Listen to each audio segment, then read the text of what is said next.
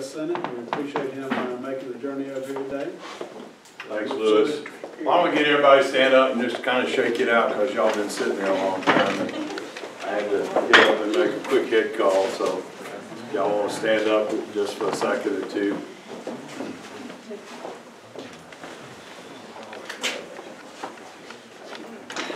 All right. Folks, government is out of control. It's spending too much, it's taxing too much, it's regulating too much, it's borrowing too much, and both parties are guilty. That must stop.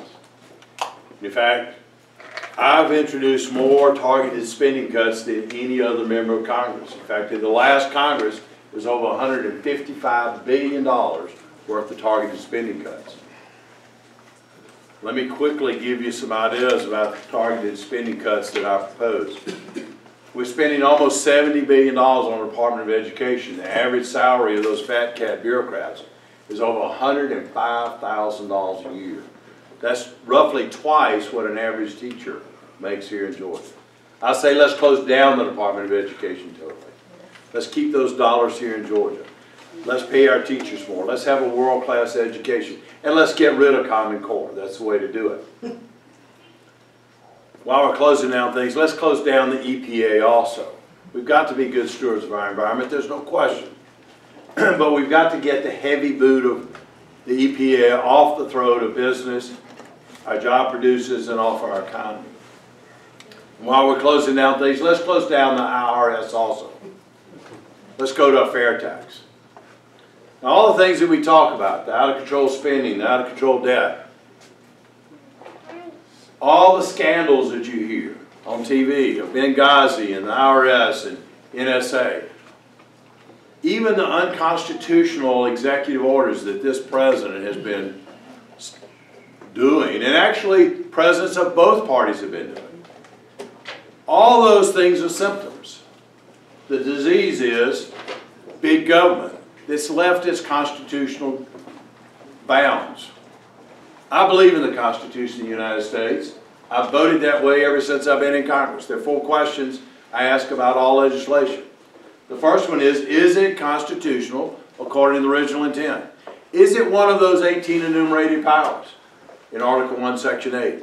The second question, is it right? Does it fit the Judeo-Christian biblical principles our nation is founded upon? The third question, do we need it? The fourth, can we afford it? If all 4 yes, I vote yes. If one's no, I voted no. I've done that for 6.5 years in the U.S. House. I'll pledge to you I'll do that as your U.S. Senator also. Now you hear candidates talk about they've cut spending.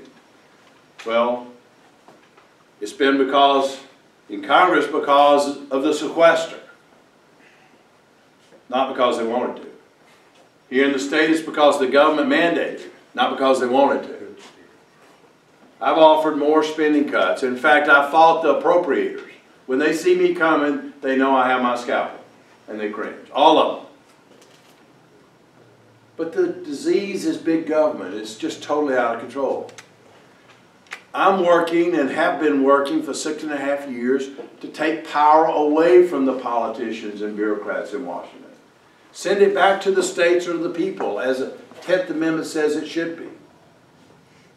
To leave money in your pocket so you can run your family without all the government intrusion. And that one issue of believing and voting and having a record of standing firm on the Constitution is what separates me from every other candidate in this race for U.S. Senate. There are several other things that separate me from all the other candidates too. One is I brought Georgia jobs. I started the process that brought Caterpillar here. It's going to develop 3,600 new jobs here in Georgia.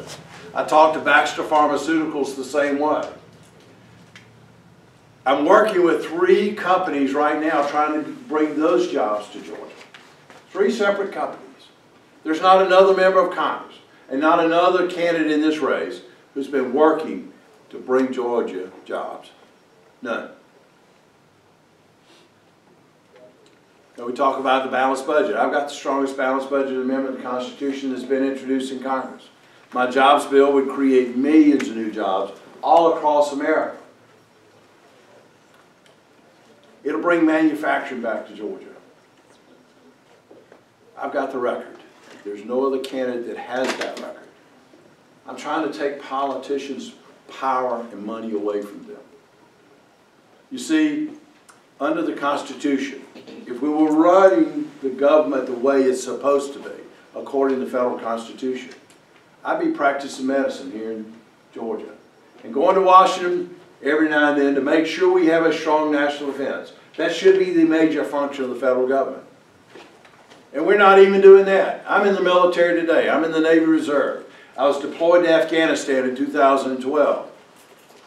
I'm the only major candidate to ever put on a uniform to serve in the U.S. military, and I'm the only combat veteran in this race. Now, Barry talked about the endorsements he has. I've got the endorsement of Gun Owners of America, National Association of Gun Rights, because I'm the chairman of the Second Amendment Task Force. We must never, ever, ever lose your individual right to own a gun. The First and Second Amendment are the guardians of our freedom and liberty. We should not lose those. That's what I'm fighting for. I'm fighting for constitutionally limited government, as our founding fathers meant it. And I'm the only candidate in this race who has that record.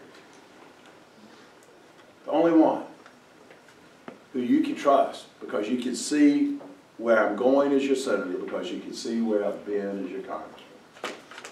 3 words will tell you who I am and what drives me. Conservative, constitutionalist, Christian. I'm the father of 3, the grandfather of 2. Husband of my wife, Nikki Brown, for the last 28 years. We'll celebrate 29 in June. I'm fighting for their future, for their freedom and their liberty. I'm fighting for these kids' future. That's what this is all about for me. It's not about a title. It's not about just having a job. It's not about having some kind of a idea of a promotion. This is about freedom and liberty. That's the reason I'm running for the U.S. Senate. Because one senator standing firm on principle has a greater wherewithal to affect policy and legislation than one doing so in the U.S. House. I'll join people I'm already working with and have been working with for the last several years. Ted Cruz, Mike Lee, and Rand Paul. The 3 of them and a couple more periodically and a handful of us in the House have been strategizing how we're going to stop this out-of-control government. I have been working for you. I will continue to work for you to send those powers back to the states and the people. I'm trying to take power away from the politicians and give it to you. We should be a government of the people, by the people, for the people, not a government over the people. We've got to restore those foundational principles. In Psalm 11, God asked a question. The question is, if the foundations be destroyed, what are the righteous to do? And that's a call to all of us to rebuild the foundational principles of this nation. The principles that are in this document, the U.S. Constitution, the Declaration of Independence. When I was sworn in the Marine Corps, when I was sworn into Congress, I swore to uphold this document against enemies both foreign and domestic. And I've said in House speech after House speech, we've got domestic enemies of the Constitution. Some of them are leaders of this here House. I did not vote for John Boehner to be the Speaker of the House. I voted for Allen West. We needed somebody with a backbone to stand up to Barack Obama and Harry Reid. I've got the record. A lot of people in this, all of them say what they will do, but you can see what I have been doing. Actually, as Barry was talking about, people get more conservative when time comes to run. In fact, there was an article in Politico that talked about that my colleagues in the House are following my lead about votes, Barry, and it's become a joke. In fact, I'll just give you one example. We just had a bill to authorize building a memorial to the Peace Corps. And CBO said, the Congressional Budget Office said, it wasn't going to cost any money. Now, it's going to be built on federal property and the federal government's going to maintain it. I said, it's not going to cost money. but it would. The others have voted yes, and when I voted no, they changed their votes. And we've seen that over and over again. But you see, we're destroying this nation by an out-of-control government. All those other things are just symptoms. As a medical doctor, I'm fighting the disease. The disease cure is going back to those constitutional foundations of limited government. The enumerated powers in Article 1, Section 8. We've got to reestablish the 5 principles. I was asked on NBC News, I think it was, a national TV interview right after Rice Priebus did the autopsy on the Republican Party. As a doctor, I have a hard time thinking about an autopsy on something that's alive and well. But, because the Republican Party is alive and well. But the lady asked me, Dr. Brown, what's going to get the Republican Party so that you can elect the president? So we've got to go back to the 5 principles that made this country great, that made the Republican Party great. And those are limited government, low taxes, a vibrant free enterprise system unencumbered by government taxes and regulations, the idea of personal responsibility and accountability, and a strong national defense. That's what I've been fighting for. That's what our party needs to stand firm on. That's what I've been doing ever since I was elected to Congress in the 10th Congressional District. That's what I'll continue to do as your U.S. Senator. I appreciate your vote. I appreciate your help. Get involved in our campaign because I'm fighting for freedom and liberty. I'm fighting for these kids' future. And that's what this is all about. So come join us to get America back on the right track that our founding fathers gave us. But most of all, I need your prayers. So please vote Paul Broun in the Republican primary on May 20th. Thank you much. God bless you. Thank you. Questions? Yes, sir. Help me understand a little bit about our government. Mm-hmm. And I know mathematics quickly, so we have 50 states. That means we have 100 senators, is that correct? We have 535 people in the House? Or how? No, 435 in the House. 435? Yeah. So 435 and 100 is 535. 535 people are leading this nation, and they can't get things done. What is the problem? Why can't 535 people, you know, we talk about the budget and how $16,000 per second or whatever. And here we only have 535 people that can't get together to lead this country. Well, the reason is you've got one person in the U.S. Senate, Harry Reid, that's blocking everything that the House has passed. Harry Reid and Barack Obama are the obstructionists. In the House, we've passed 33 bills that will lower your cost of gasoline, lower all energy costs. We have passed bills in the House, since Republicans have taken over, that would create a stronger economy and create millions of new jobs all across America. Harry Reid throws them in the trash can. He's acting as the obstructionist that keeps things from happening. People in Congress need to stop worrying about Republican or Democrat. We need to start worrying about America, what's best for America. And the problem is there's so much partisanship on both sides. Now let me tell you something. Just to give you 2 examples of how I work with folks on the other side. When the housing market crashed in 2008, I was working, we started working on a bill with me and one guy, Peter DeFazio, Democrat from Oregon. You know how conservative Oregon is, right? Liberal Democrat. He and I were working on a bill together to introduce, to try to get our housing market going again. So I work with Democrats. Right now today, Congresswoman Barbara Lee, she's part of the Black Caucus. She's part of the Progressive Caucus. There's another word for progressive. Socialist Caucus. She and I are working on a bill and worked actually with the National Defense Authorization Act to stop the federal government from having the authorization to arrest U.S. citizens and put them in jail indefinitely, not being charged with a crime, and not even having the access to a lawyer, or even to a telephone. George Bush gave us that. He gave us that in when they passed the law for authorization for use of military force in Afghanistan. One of the most liberal members of Congress and I are working to stop that unconstitutional, anti-freedom, anti-liberty law that was put in place by George W. Bush. So I'm working with Democrats. But what I will not compromise is the pledge that I made to uphold this document. We can do that. We need to send the powers back to the states or the people. Bruce and Trey should have more political power than I do in Washington as a congressman or as a senator. And that's what we need to be doing. And that's the reason I'm working to try to pare down the size of the scope of the federal government. And in fact, I believe if 10% is good enough for the Lord, it ought to be good enough for Uncle Sam too. And the only way we can get there is to start cutting down major parts of the federal government. That's the reason I want to close down the Department of Education. I want to close down the EPA. I want to close down the Department of Labor, the Department of Commerce, and the Department of Energy and OSHA, and we can go on and on. But if we elect you to the Senate. Yes. So now it's you against 99.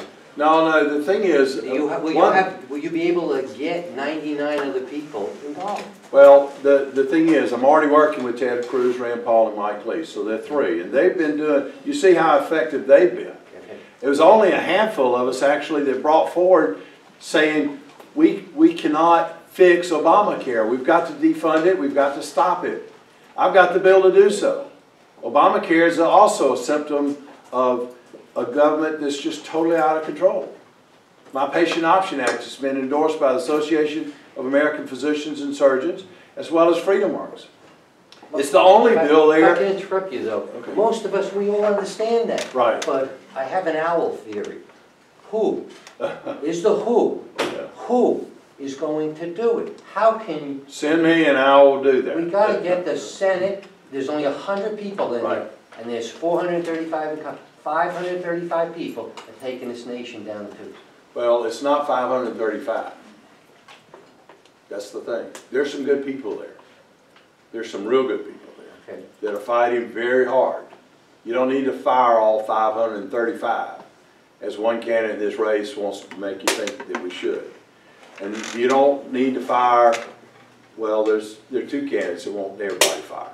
How would you recommend that I help you, though, get rid of Harry Reid? What can I do to get rid of Harry Reid? Well, what you can do, first thing, it's not only important that we get a Republican U.S. Senate, so that Harry Reid is no longer the obstructionist, but it's also, if you put somebody in place who's one of those go along, get along establishment guys that's going to do whatever the leadership says, which is what most people do when they get there. Most people drink the Kool-Aid, as it's said, to use a proverbial phrase. Most people drink the Potomac water. I call it plod the Potomac path. And it's because of the pressure of the leadership. But I stood up to the leadership. Again, I've got the record. I voted for Allen West. I voted against the leadership over and over again. In fact, when I first got to Congress, they started coming to twist my arm. They don't do that anymore. Now they come and say, how the three of y'all going to vote on this bill? The thing is, I'm leaving a very safe U.S. House seat running for the Senate because one senator standing firm on principle can affect policy and how legislation is handled. But you need that one senator who certainly understands the Constitution, who understands the free enterprise system, who understands that all these things, whether it's Obamacare and the scandals and spending, are just symptoms of a disease. The disease is out of control government that's left its constitutional bounds. We've got to put it back in its cage. And the Constitution are the bars of the cage, as our founding fathers meant it. So I won't be standing alone. Hopefully Matt Bevin in Kentucky is going to beat out Mitch McConnell. Hopefully we'll have there are 5 or 6 good, solid, conservative constitutionalists running for the U.S. Senate. When I was elected to Congress, there was only one in the Senate, and that was a dear friend of mine who left Jim DeMint. Now they're probably 6 or 8 that, for the most part, stand firm on the Constitution. But what we've seen over and over about this drinking the Kool-Aid, in 2010, across America, we elected 89 Republican so-called Tea Party freshmen. Within months, a lot of them had sold out. They were just voting in according to however the leadership wanted to do. I resisted that because I swore to Georgia that I'd vote on those 4 questions. Is it constitutional? Is it right? Do we need it? Can we afford it? And I swear to you, I pledge to you that I'll continue to vote that way in the U.S. Senate. I know it's been long. One more question, if anybody has one.